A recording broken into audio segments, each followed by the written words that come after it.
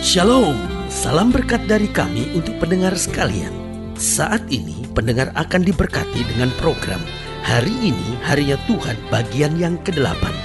Sebuah program rohani tentang doktrin Alkitab yang menolong kita untuk semakin tertanam dalam kebenaran firman dan bertumbuh dalam kemuliaan. Bersama hambanya, Pendeta Gilbert Lumwendong, STH.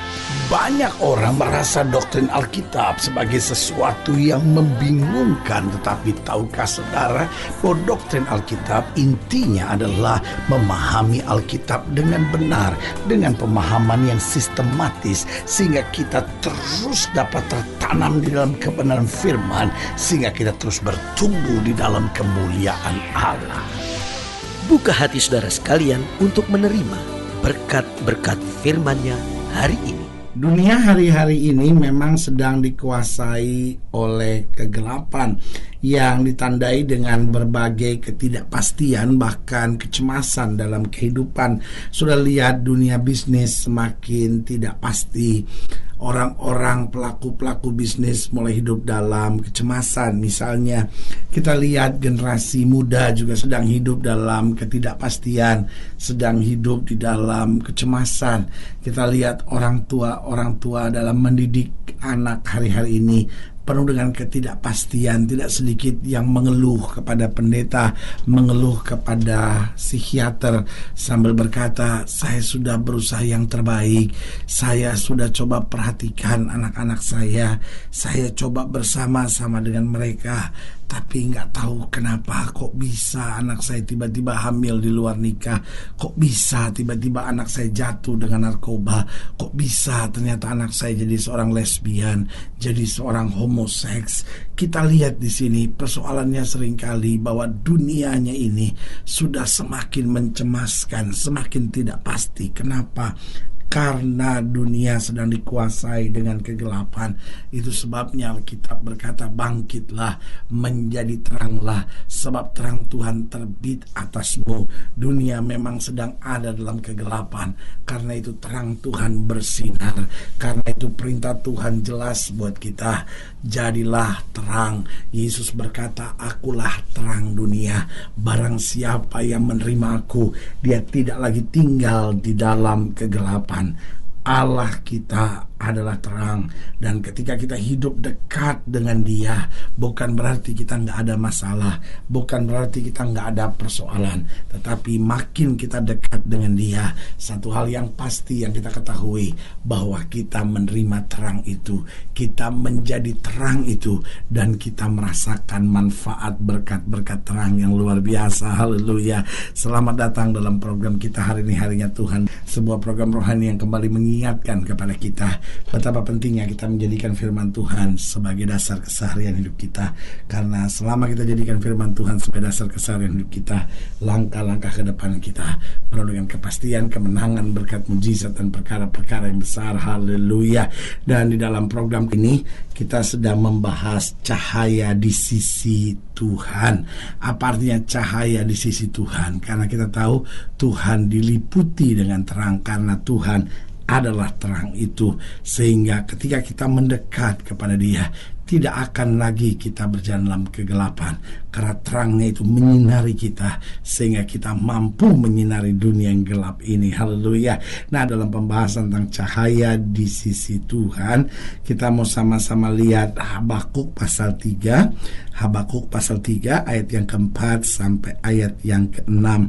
Habakuk pasal 3 ayat yang keempat sampai ayat yang ke-6. Saya beri kesempatan buat setiap saudara untuk ambil Alkitab saudara, mempelajari firman Tuhan bersama, catatan alat tulis saudara, sehingga sungguh-sungguh sudah dikuatkan senantiasa dalam Tuhan lewat firman-Nya. Habakuk pasal 3, Habakuk pasal 3 ayat 4. Ada kilauan seperti cahaya, sinar cahaya dari sisinya, dan disitulah terselubung kekuatannya. Mendahuluinya berjalan penyakit sampar, dan demam mengikuti jejaknya.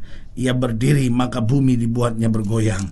Ia melihat berkeliling maka bangsa-bangsa dibuatnya melompat terkejut.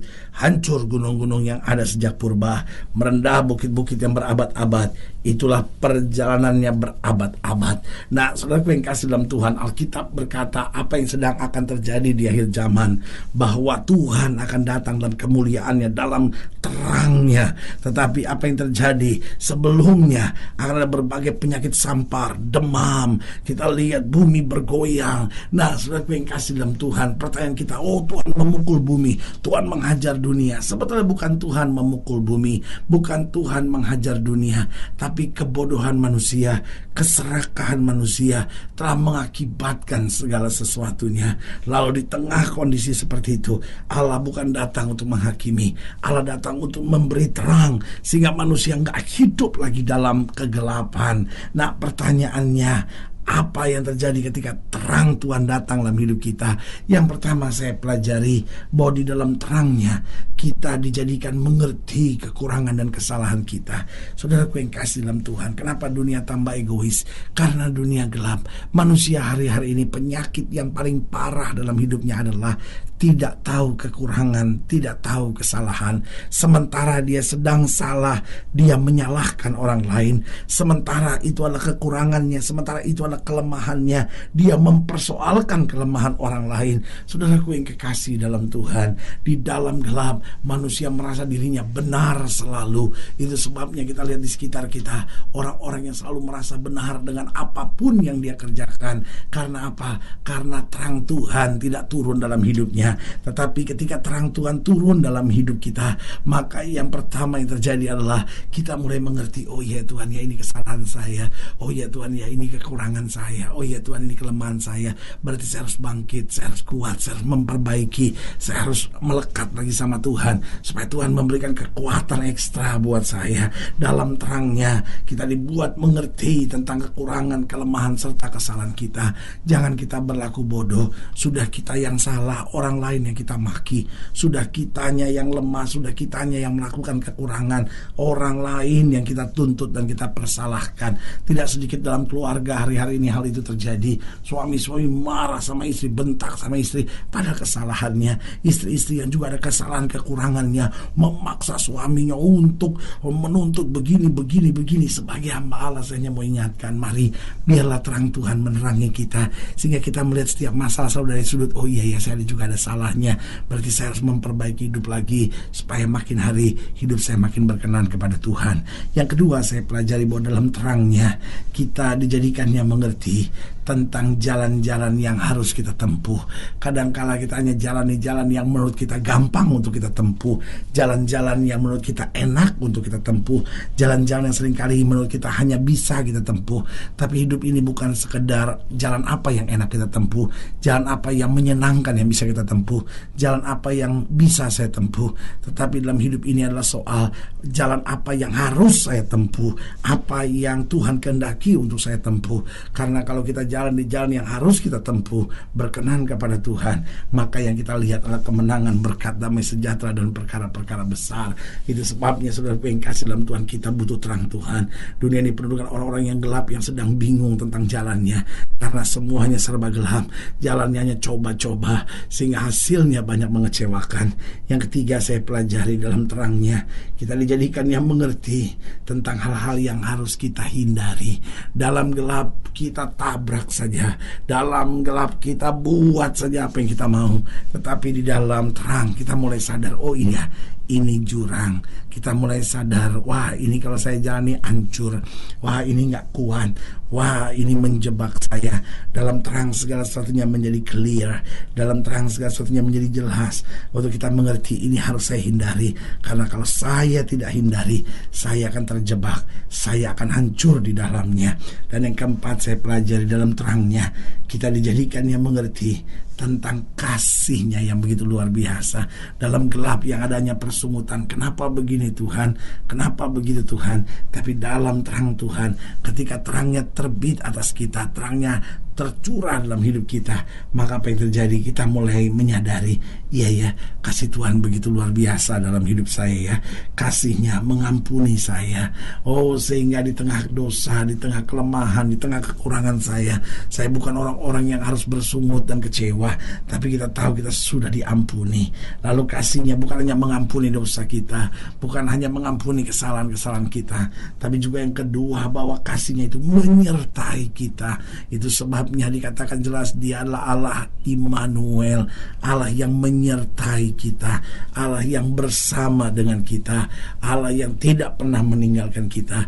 Menyadari bahwa kita disertai Tuhan, itu mendatangkan kekuatan baru buat kita, bahwa kita tidak sendiri.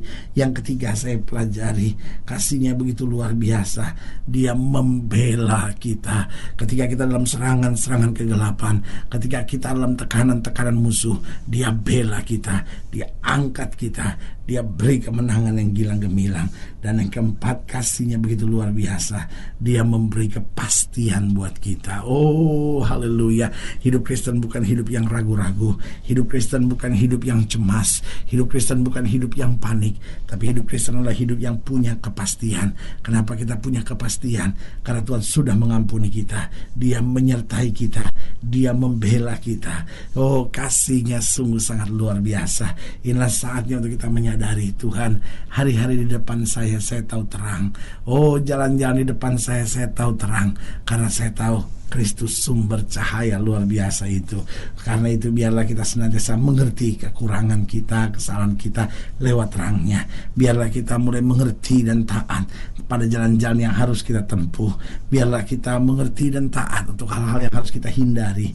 Dan biarlah kita senantiasa mengerti dan bersyukur karena kasih-Nya begitu luar biasa dalam hidup kita. Haleluya. Saudara yang kasih dalam Tuhan, jika saudara yang dilayani lebih jauh, hubungi kami melalui telepon, hubungi kami melalui surat, kunjungi website kami, karena kami ada untuk membawa Bapak Ibu Saudara senantiasa lebih dekat pada Tuhan dan mengalami kasih kuasa mujizat yang luar biasa. Haleluya. Secara khusus melalui program ini juga saya mau berdoa buat setiap saudara yang sakit, setiap saudara yang berbeban berat, karena saya percaya bahwa bagi Allah tidak ada perkara yang mustahil. Nah, saudara-saudara yang didoakan secara khusus, boleh taruh tangan kanan saudara di dada dan kita akan berdoa. Mari kita berdoa. Bapa, dalam nama Yesus, hamba doa untuk setiap pendengar sekalian, khususnya mereka yang taruh tangan kanan di dada karena beban, karena masalah, karena persoalan, karena tekanan hidup. Bapa, hamba berdoa di dalam nama Yesus, Tuhan jamah. Yang sakit Tuhan sembuhkan, yang lemah Tuhan kuatkan, yang susah Tuhan hiburkan. Mereka yang mungkin hari-hari ini sedang gelap, rumah tangganya gelap, masa mudanya gelap, bisnisnya gelap, pelayanannya gelap. Bapa, hamba doa di dalam nama Yesus, biarlah terang Tuhan bersinar, sehingga kami melihat kehendak Tuhan, jalan Tuhan, bahkan hal-hal yang harus kami hindari. Di dalam nama Yesus kami berdoa. Haleluya. Amin. Saudaraku yang kekasih dalam Tuhan, kita sudah berdoa. Ingat, tidak pernah Allah lalai menepati janjinya. Inilah saatnya buat kita untuk bangkit, bersemangat, bersuka cita dalam menghadapi segala perkara. Karena kita tahu Yesus hidup, Yesus berkuasa, dan selalu Dia beri yang terbaik buat anak-anaknya. Haleluya. Doa saya menyertai saudara. Sampai berjumpa pada program berikut, dan jangan lupa jadikan hari ini harinya Tuhan. Haleluya.